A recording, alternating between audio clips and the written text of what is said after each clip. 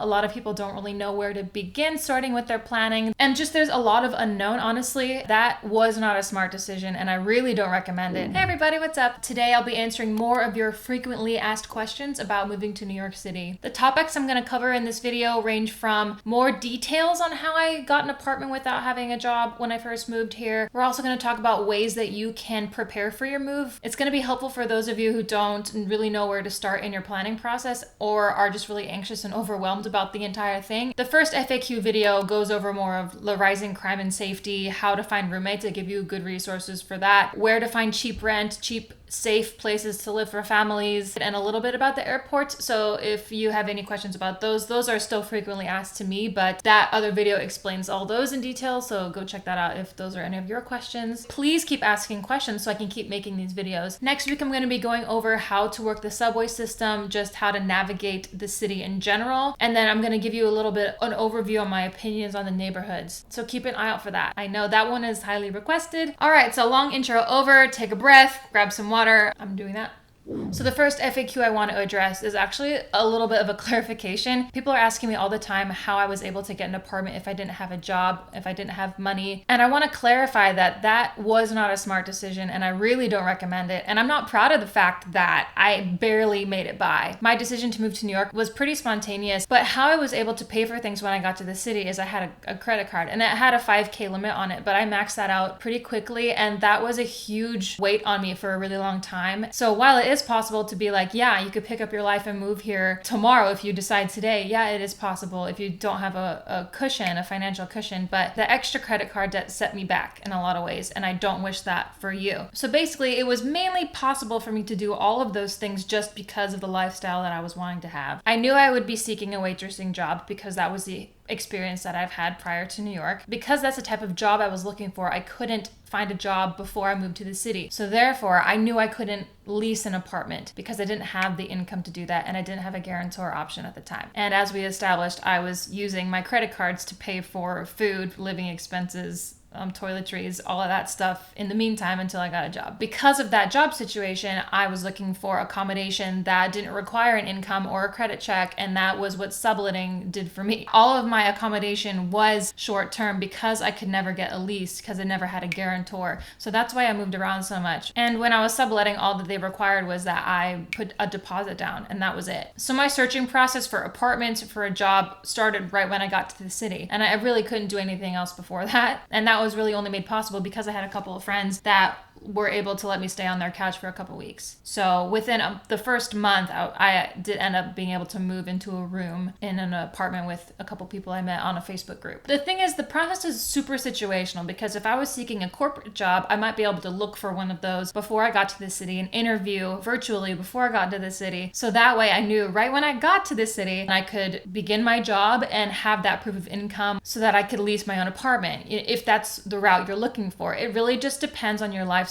I sound like a broken record when I say that, but it is so true. Your lifestyle is going to dictate how you handle going into your move, what you can prepare for ahead of time, and what you just can't. So the next frequently asked question is just more of a general state of overwhelm. A lot of people don't really know where to begin starting with their planning, and just there's a lot of unknown, honestly. And I feel that if you're trying to move to New York City during 2021, during this pandemic, you're a real one. And I really think that you will be fine when you move to New York because you have had it harder than anybody who's ever moved to New York, trying to deal with the housing markets and the constant changes. You're doing exactly what you need to do by watching videos like this that can give you an actual realistic depiction on what the city is like. And this is why when I talk about overwhelm, it's so helpful. I've touched on this before. It's so helpful to have visited the city before you move here. And I know that's really not possible for a lot of people, depending on where you're coming from, how far you are, depending on COVID safety precautions, depending on just money in general. The pandemic has squeezed money out of pockets I didn't know I had, so I completely get it. The reason why I really strongly recommend you do visit, even if you have been here before, is the city has changed so much. And I know you're watching this to try and get a better idea about what the city is like. And that's really what I try to give to you is my realistic opinion. But again, it's my opinion. So it would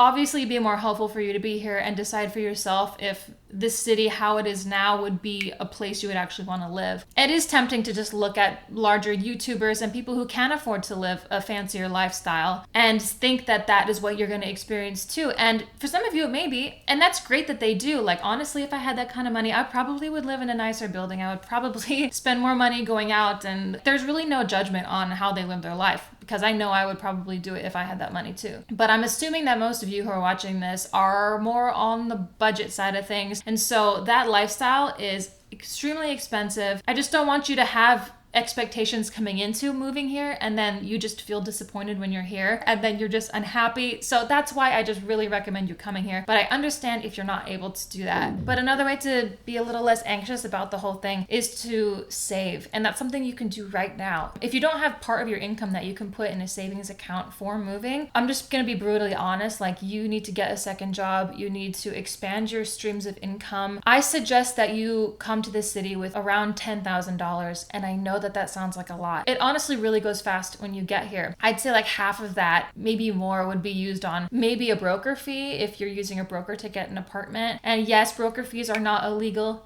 in the city yet. Hopefully that will be soon. So depending on when you watch this, that may or may not be accurate. But also security deposits and first month's rent, just all the added fees of leasing your own place, groceries, toilet paper, interview clothes. I suggest that you buy interview clothes before you move here because they probably will be way less expensive. Take your time moving here if you don't have a cushion. The city is not going anywhere. While NYC right now is beginning to like open back up, we have a little bit more indoor dining. The subways are getting a little bit more crowded. People are coming out of their houses as it's springtime and it's been like 70 degrees all week. It is getting back to a level of normalcy, but it's still going to take some more time. So really, if you can, like, wait until you have a bit of a cushion, especially if you don't have a job lined up, especially if you're looking to work in restaurants, really focus that time to save. I mean, that's obviously my opinion. You don't have to take my advice, but from my experience, I wish I had that. And a lot of people were asking me about that, like how much they should save before they get here. So I hope that number kind of helps. But yeah, I'm not exaggerating about the expense of things, like especially groceries. If you watched my what I spend in a week, you know, like a week's worth of groceries is, for me, it's like $80, and that's just for me, like one person, and that's at the cheapest grocery store, Trader Joe's, pretty much. There's a lot of cheaper options for grocery stores. I can list some. It just depends on the quality you want. Again, if you go to a grab and go lunch spot in Times Square, for example, it could end up being like $20, $25 just for a lunch, a single meal. And that adds up. Like a whole day of food, if you're eating out every meal, easily like $100. So that's just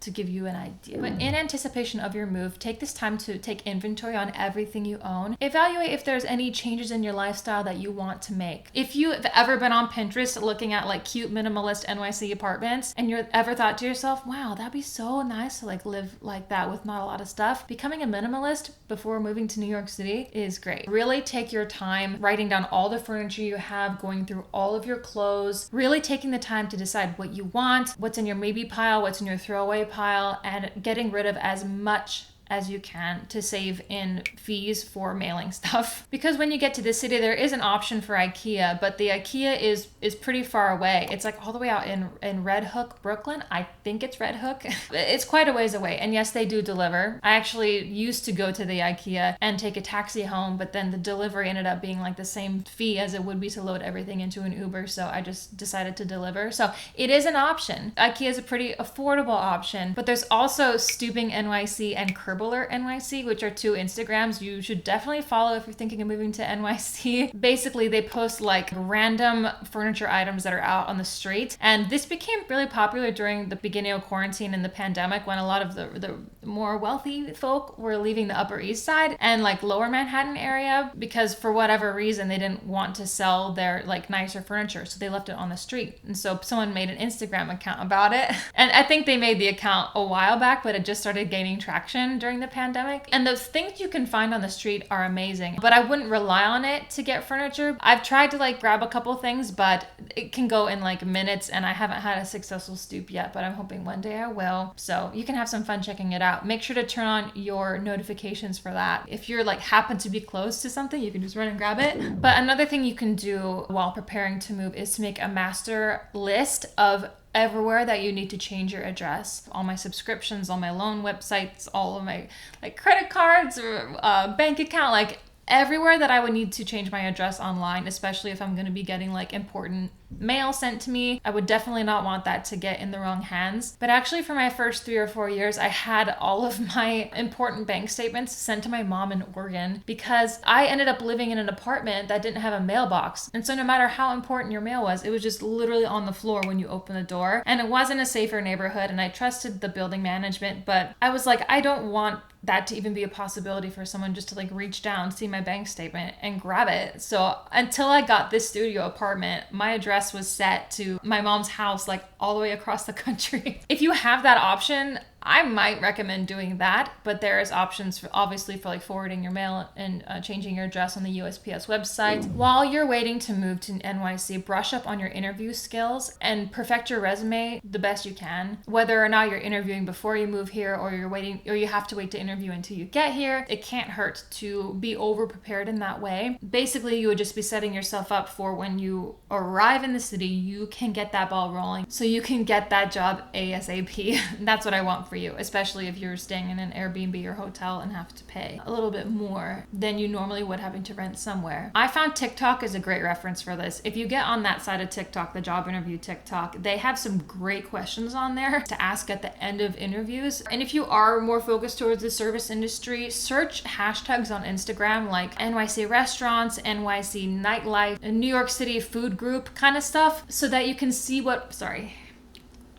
my mouth. So that way you can see what restaurants are booming, which ones are actively promoting. And also if you want to see people's posts on different neighborhoods to get more of an idea on a visual of wherever you might be looking to move. So if you're like, I want to move to Queens, but I don't know what it actually looks like, and there's no video on YouTube that I can find that shows me what Queens looks like, search hashtag Queens residential, something like that on Instagram, and you never know what you'll be able to find. So in terms of buying your flight to New York, I've always used Skyscanner. That's my discount airline app and website that I use the most often, but you can really use any website, and especially if you have a credit card that has points, you can use that easily for a one-way flight. But also plan out if you need to like get tested for COVID, where you're gonna do it. Kind of make yourself an itinerary of those first couple days of moving. Lists are your friends. They're my best friends. Make them your best friends. And depending on where you're coming from, you may not have a choice on which airport you want to fly into. I usually fly into JFK and then take the air train and then the subway home because I'm familiar with it. But if you'd be coming here for the first time, whether or not you're visiting or moving, I would set aside a budget for taking a cab straight from the airport so you don't have to worry about the air train and the subways. Navigating the subways right when you get here can be really overwhelming, and especially if you have luggage. But once you know where either the couch you're staying on is or where your hotel or Airbnb is going to be, write it down on a piece of paper and keep that in your wallet so that you just always have that in case of an emergency, as well as 2 emergency contacts that you don't have the number memorized for. Keep that in your wallet as well. That's a great general safety tip. So I'm rethinking that tip I said about leaving your address in your wallet, because honestly, you never know if your wallet might get stolen. So I would keep the address in your phone. So anytime I say wallet, just insert phone in there instead. But while budgeting for taking a cab, make sure to include a 20% tip. That's standard in New York City, tipping 20% for all service workers, especially during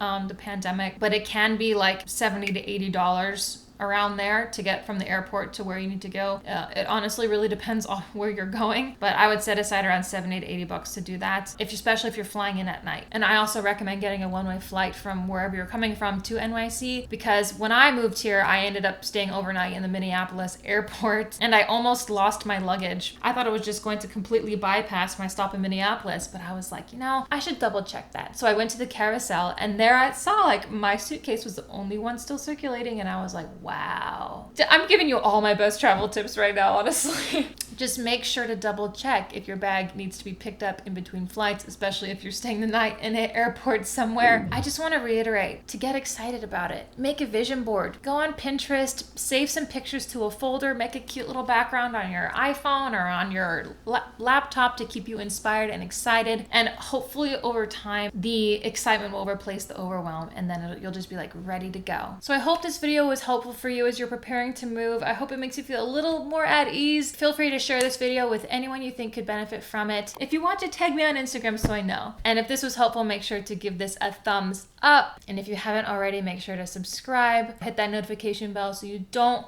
miss an upload. I upload every Friday at 12 p.m. Thank you so much for watching. Good luck with everything, and I will see you next time.